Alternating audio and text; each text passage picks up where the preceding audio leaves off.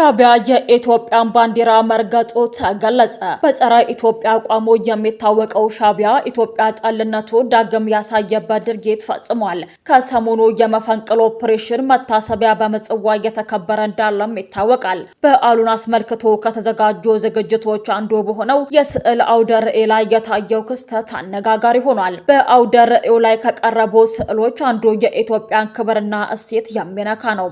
በስዕሉ ላይ እንደሚታየው አንድ ከስክስ ጫማ ያደረገ ወጣት የኢትዮጵያን አረንጓዴ፣ ቢጫ፣ ቀይ ባንዲራን ረግጦም ይታያል። አቶ ጌታቸው ረዳ ከቲቢኤስ ቴሌቪዥን ጣቢያ ጋር ባደረጉት ቆይታ የትግራይ ወጣቶች የጦርነት ስህተት አካል እንዳይሆኑና ውጤት በሌለው ግጭት ውስጥ እንዳይሳተፉ ጥሪ አቀረቡ። በዶክተር ደብረጽዮን ገብረ ሚካኤል ለሚመራው የህወሓት ቡድን ስልጣን እንደ ኦክስጅን ነው ያሉት አቶ ጌታቸው የአሁኑ አመራር ለህዝቡም ሆነ ለጊዜያዊ አስተዳደሩ ፕሬዝዳንት ምሕረት እንደሌለው ገልጸዋል። የተባበሩት አረብ ኤምሬቶች መሪ መሐመድ ቢን ዛይድ በጽኑ ታመው ሆስፒታል መግባታቸው ተገለጸ። ሆርን ፍሪኩዌንሲ ከአቡዳቢው የመረጃ ምንጮችን አገኘው ባለው መረጃ ቢን ዛይድ ሳይመረዙ እንዳልቀሩም ለማወቅ ተችሏል ብለዋል። ሰላም ጤና ይስጥልን። የተወደዳችሁና የተከበራችሁ አድማጭ ተመልካቾቻችን እንደምን ቆያችሁን? የዕለተ ማክሰኞ የካቲት 10 ቀን 2018 ሰበር መረጃዎችን ይዘንላችሁ ቀርበናል። መረጃዎቻችን ቶሎ እንዲደርሳችሁ ዩቲዩብ ቻናላችንን ሰብስክራይብ፣ ላይክ፣ ሼር በማድረግ አብራችሁን ቆዩ።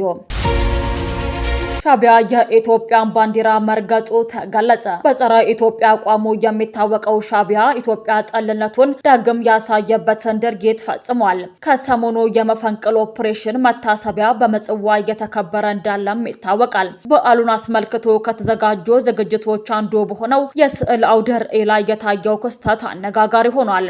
በአውደ ርዕዩ ላይ ከቀረቡ ስዕሎች አንዱ የኢትዮጵያን ክብርና እሴት የሚነካ ነው። በምስሉ ላይ እንደሚታየው አንድ ከስክስ ጫማ ያደረገ ወጣት የኢትዮጵያን አረንጓዴ፣ ቢጫ፣ ቀይ ባንዲራ ረግጦ ይታያል። በተጨማሪም በምስሉ ላይ የሚታየው ወጣት የአጼ ሥላሴን መንግስቱ ኃይለማርያምና የአሁኑ ጠቅላይ ሚኒስትር ዶክተር አብይ አህመድ ምስልን ሲረግጥ ይታያል።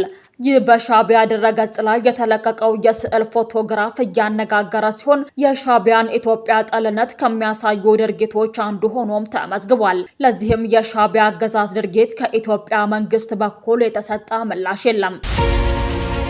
አቶ ጌታቸው ረዳ ከቲቢኤስ ቴሌቪዥን ጋር ባደረጉት ቆይታ የትግራይ ወጣቶች የጦርነት ስህተት አካል እንዳይሆኑና ውጤት በሌለው ግጭት ውስጥ እንዳይሳተፉ ጥሪ አቀረቡ። በዶክተር ደብረጽዮን ገብረ ሚካኤል ለሚመራው የህወሓት ቡድን ስልጣን እንደ ኦክስጅን ነው ያሉት አቶ ጌታቸው የአሁኑ አመራር ለህዝቡም ሆነ ለጊዜያዊ አስተዳደሩ ፕሬዝዳንት ምሕረት እንደሌለው ገልጸዋል። ከሌተናል ጀነራል ታደሰ ወረደ ይልቅ እሳቸው ትግራይን በተሻለ ሁኔታ መምራታቸውን የገለጹት አቶ ጌታቸው በኃላፊነት ዘመናቸው በርካታ ሰንሰለቶችንና ወጥመዶችን መበጣጠስ መቻላቸውን ጠቁመው ጀነራል ታደሰ ግን ያከናወኑት አንዳችም የለውጥ ስራ ለመኖሩን ተችተዋል። በተጨማሪም አቶ ጌታቸው ከሳምንት በፊት በጸለምት አካባቢ የተከሰተውን ግጭት በማንሳት የትግራይ ታጣቂዎች መግባት ወደሌለባቸው ቦታዎች ኃይል ለማስገባት መሞከራቸውን ገልጸዋል። የሀገር መከላከያ ሰራዊት አትገቡም በማለቱ ለሰዓታት የዘለቀ ክርክር መደረጉንና ታጣቂዎቹ ጥሰው ለመግባት ሲሞክሩ ግጭቱ መከሰቱን አስረድተዋል። ተኩስ ከተከፈተ በኋላ መከላከያ ሰራዊት እንዲቆም አዲስ አበባ ለሚገኙ የውጭ ሀገራት አምባሳደሮች በመደወል ድጋፍ ለማግኘት ቢሞክሩም ሳይሳካ መቅረቱን አቶ ጌታቸው ይፋ አድርገዋል። የቤኒሻንጉል ጉሙዝ ክልላዊ መንግስት በኢሰመጎ ላይ በፍርድ ቤት ክስ ለመመስረት ማቀዱ ተገለጸ። የክልሉ መንግስት ኢሰመጎ የቤኒሻንጉል ጉሙዝ ክልል ህገ መንግስት ለግጭትና መፈናቀል ምክንያት ሆኗል በማለት ባለፈው ሳምንት ባወጣው ተፈናቃዮችን በሚመለከተው ሀገር አቀፍ ዓመታዊ ሪፖርቱ ከእውነት የራቀና ሚዛናዊ ያልሆነ በማለት ክስ ለመመስረት ማሰቡን ከክልሉ ኮሚኒኬሽን ቢሮ መስማቱን ጠቅሶ የዘገበው ሪፖርተር ነው። ቢሮ በክልሉ የሚኖሩ ሁሉም ብሔረሰቦች መብታቸው ተጠብቆላቸው በሁሉም አካባቢዎች ተንቀሳቅሰው እየሰሩ ይኖራሉ በማለት የኢሰመጎን ሪፖርት ውድቅ ማድረጉን ዘገባው ጠቅሷል። ኢሰመጎ በሪፖርቱ የክልሉ ህገ መንግስት ለተወሰኑ ብሔረሰቦች ብቻ የክልሉን የባለቤትነት መብት በመስጠት ሌሎች ብሔረሰቦችን ባይተወር አድርጓል በማለት የክልሉን ባለቤትነት ለተወሰኑ ብሔረሰቦች የሰጠው አንቀጽ የሚሻሻልበት መንገድ እንዲፈለግ ምክረ ሀሳብ ማቅረቡን ዋዜማ ባለፈው ሳምንት ዘግቦ ነበር።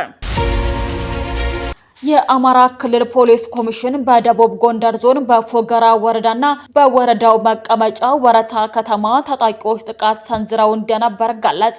የክልሉ ፖሊስ የጥፋት ተልዕኮን አንግቦ ተንቀሳቅሶ ነበር ያለው ህገወጥ ታጣቂ ቡድን የጸጥታ ኃይሎች በወሰዱት የተቀናጀ የአጸፋ ምላሽ ከፍተኛ ሰብአዊና ቁሳዊ ኪሳራ ደርሶበት ወደ መጣበት ተመልሷል ብለዋል።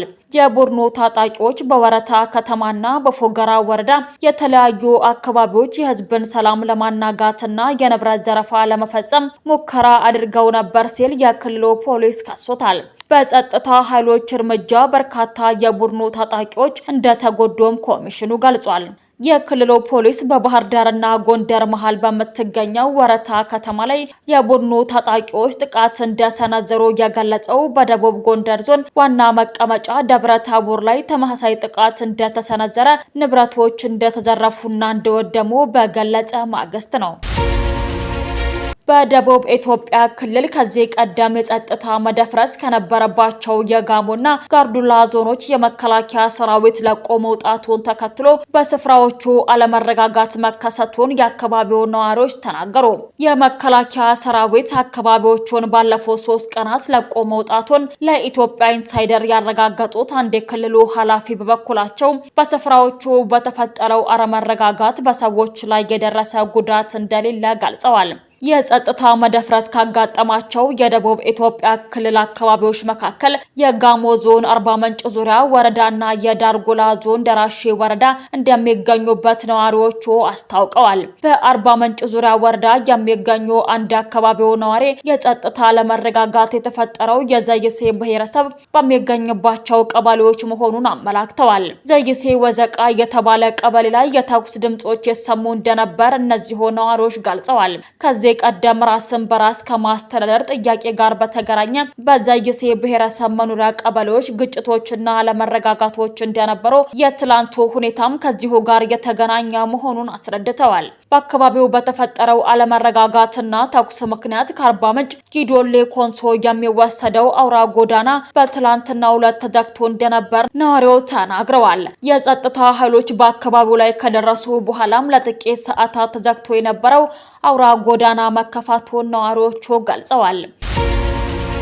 የተባበሩት አረብ ኤምሬቶች መሪ መሐመድ ቢን ዛይድ በጽኑ ታመው ሆስፒታል መግባታቸው ተገለጸ። ሆርን ፍሪኩዌንሲ ከአቡዳቢው የመረጃ ምንጮች አገኘሁት ባለው መረጃ ቢን ዛይድ ሳይመረዙ እንዳልቀሩም ለማወቅ ተችሏል ብለዋል። የቱርኩ መሪ ረሲብ ጣይብ ከኤርጎዳን በአቡዳቢ ሊያደርጉት የነበረው ጉብኝት በቢን ዛይድ መታመም ምክንያት መሰረዙን የሀገሪቱ ሚዲያዎች እየዘገቡ ሲሆን በርካታ ሚዲያዎች ደግሞ ሞተዋል ሲሉ እየዘገቡም ይገኛሉ።